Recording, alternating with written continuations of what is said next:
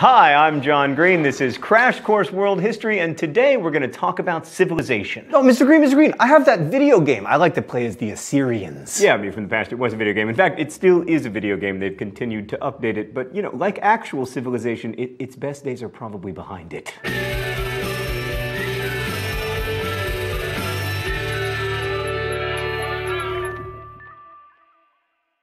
So those of you who watched our first series will remember that civilization is a complicated and controversial concept. Like, to describe an individual or group as civilized is to give them a privileged status that they maybe haven't earned, while to call someone uncivilized is an insult, right? And according to the usual mythology about civilizations, there are these uncivilized barbarians, often from the hills or the forest or the steppe, and they realize the benefits of settled agriculture and give up their barbaric ways to settle in the valleys, eventually assimilating into civilized society. That's a really neatly packaged story, right? Like, people all around the world come to the same realization and they all make progress and become civilized. But what if it's not actually true? So today, a little something for the anarchist historians among you. We're going to look at The Art of Not Being Governed, an anarchist history of upland Southeast Asia by James Scott. Scott argues that our view of hill people as primitive tribal barbarians has it all wrong, and he calls into question much of what we assume about civilization. So as you know, here at Crash Course World History, we like to approach history from many different perspectives, because history isn't just about what happened, it's also about how we think about what happened. So here you go, anarchists. We are finally going to address your burning suspicion that civilization does not actually require a state. So longtime Crash Course viewers will remember that many of the earliest civilizations were founded in river valleys, probably because the rivers brought water and made agriculture easier and more predictable. You know, you got the big three: ancient Egypt, ancient Mesopotamia, and the Indus Valley civilization, all near river valleys. In fact, one of them is named after the Indus River. And because the land was so fertile for agriculture, you could finally have large concentrated populations because there was a food surplus. Everything that we associate with civilization, from the idea that different people can have different jobs to, like,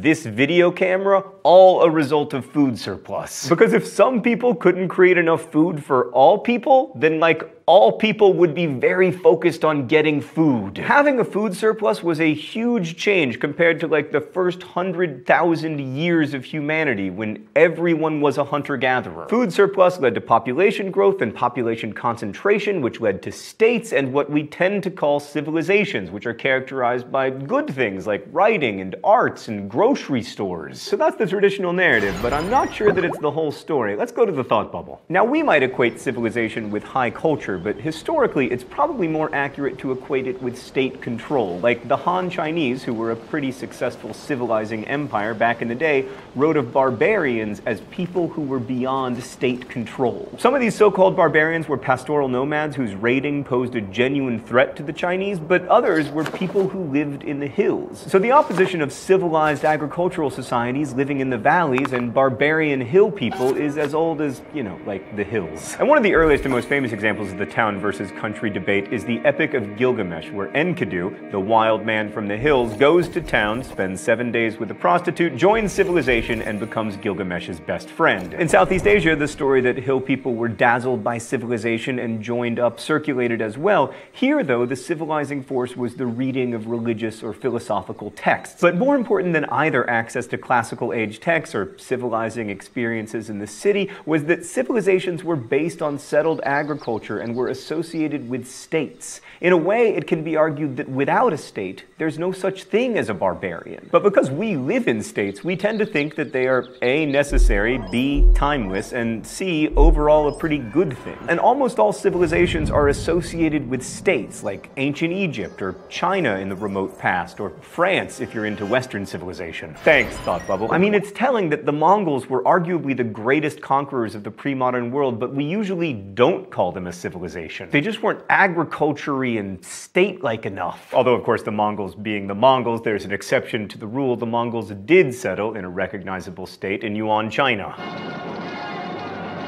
Oh, history, even your exceptions have exceptions. So when we talk about states, we need to remember that it's pretty common for the creation of states to involve some form of coercion. Like in ancient, and sometimes not ancient, societies, the power of the state rested primarily on two things: the army and taxes. And if you want to create an army or raise taxes, or both, it's helpful to have a sedentary population that spends most of its time producing food, because food is very valuable to a state. I mean, while gold and palaces are beautiful, you can't feed them to your army. Anyway, agricultural production and the creation of states are deeply intertwined. Agricultural surplus and control over it leads to other aspects of civilization, like property rights and patriarchy. Well, I guess it doesn't have to lead to patriarchy, but it usually has. So if states rely on the exploitation of agricultural labor and the subjugation of their citizens, then the civilization narratives that barbarians were drawn to civilizations by their obvious superiority is kind of problematic. Because there's a big downside to all that state control and taxes and conscription and servitude. And this leads us to James Scott's big idea that rather than primitive hill tribes being attracted to the glamour and stability of valley settlements, hill cultures are formed by people running away from civilization. Basically, Scott argues that people flee to the hills because it makes it hard for states to find and conquer them. The Arab historian Ibn Khaldun remarked that Arabs can gain control over flat territory and do not pursue tribes that hide in the mountains. Then you have the Franco-Hungarian military officer Baron de Tott poetically exclaiming that the steepest places have always been the asylum of liberty. But the great French historian Fernand Braudel probably summed it up best when he wrote, "The mountains, as a rule, are a world apart from civilization, which are an urban and lowland achievement. Their history is to have none, to remain always on the fringes of the great waves of civilization." And you may have noticed from the mountainous tribal areas of Pakistan to people in Colorado with their legal marijuana, it's still kind of difficult for states to control hill people. This idea turns the civilization narrative on its head. Hill people are not barbarians waiting to become civilized. They're refugees from civilization itself. And this brings up the possibility that life in the hills is actually better than settled agricultural states with their wars and taxes and forced labor. Furthermore, cities and settlements breed epidemic diseases, and when the next Spanish flu comes for all of us, it's gonna be good to be in the mountains. That said, I'm not 100% sold on the argument, which is why I'm living in very flat, very civilized Indianapolis. I mean, as I said earlier, without agricultural surpluses, we wouldn't have the internet, which I'm fond of. Also, I have tried the hunter-gatherer paleo diet, and it did not suit me. I like Doritos. Stan just told me that the paleo diet is not, in fact, the diet the people of the hills have. Apparently, the kind of agriculture they used was called swiddening. It means shifting cultivation, and apparently it's great because it provides a more varied diet with less effort.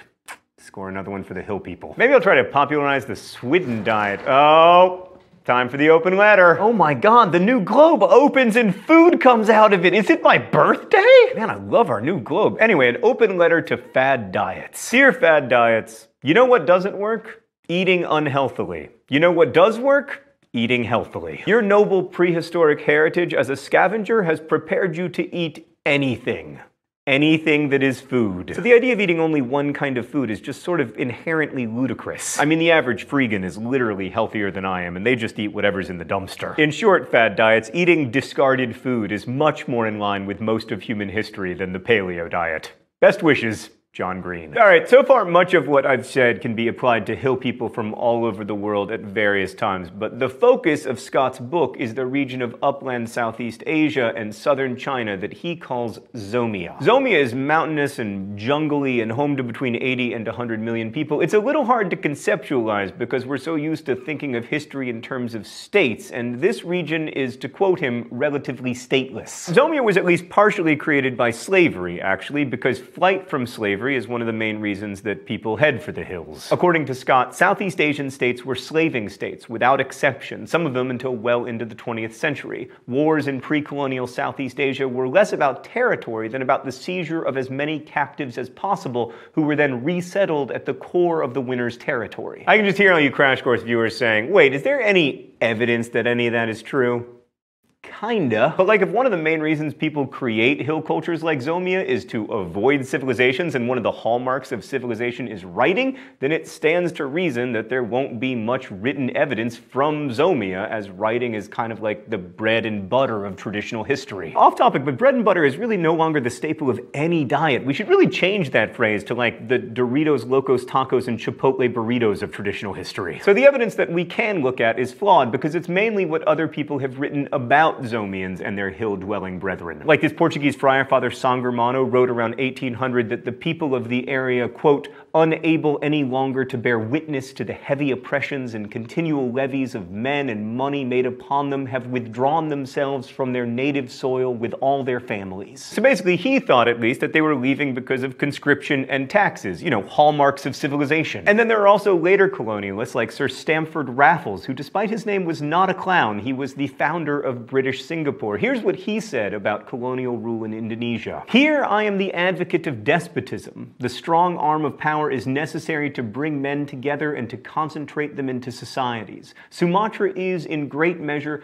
peopled by innumerable petty tribes, subject to no central government. At present, people are as wandering in their habits as birds of the air, and until they are congregated and organized under something like authority, nothing can be done with them. Raffles there makes an accidental but pretty damning indictment of civilization to say that the reason that people exist is so that something can be done with them. Now, admittedly, this isn't particularly strong evidence, and it doesn't touch on pre-modern history or the state formation activities of Southeast Asian rulers, but if Europeans' attitudes and activities drove some people to the mountains, it's possible that earlier rulers, especially if they founded their states on war and slavery, and we know that in many cases they did, that they might have had a similar effect. So can we finally conclude that hill people, as well as nomads and other cultures that attempt to live outside the state structure, are not primitive people left behind by civilization, but those who have made a conscious choice to avoid it? Well, in the absence of extensive written records, we call history anthropology. That's a joke for all the anthropology majors out there. And a number of anthropologists have suggested that people who live separate from our ideas of civilization did indeed make that choice consciously in a wide variety of situations. Like in his book Society Against the State, Pierre Clastres argues that these so-called primitive Amerindian societies of South America were not, in fact, ancient societies that had failed to invent settled agriculture or state forms, but previously sedentary cultivators who abandoned agriculture and fixed villages in response to the effects of conquest. So are all these stateless social orders finally a response to civilization, or just people who haven't realized the bounty of civilization yet? I don't know. And studying history isn't really about providing answers, it's about providing context. The question of what's the best and most just way to organize our social orders is a big question and a very old one. But it's something we still need to be asking because we're all still making choices about how we're going to organize ourselves into communities. Scott's idea of Zomia introduces us to a different way of thinking about things, and equating civilization with coercive state control calls into question the idea of what it even means to be civilized. But I'm not enough of an anarchist to let this episode go without acknowledging the extraordinary accomplishments of civilization. Not just agriculture, but everything from antibiotics to the ability to be connected to people who live half a world away from you. The deep and growing interconnectedness among humans has its risks for sure, but it also provides tremendous opportunities. We can collaborate, we can play each other in FIFA, and we can also do this together. But then again, there's an extraordinary freedom to Zomian-style social orders, and vitally, their way of life is far more sustainable than ours. Thanks for watching. I'll see you next week. Crash Course is made with the help of all of these nice people, and it exists because of your support at Subbable.com. Subbable is a voluntary subscription service that allows you to directly support Crash Course. So we want to say thank you to all of our Subbable subscribers, and thanks to everyone who watches Crash Course. I hope that you enjoy our world history series, and as we say in my hometown, don't forget to be awesome.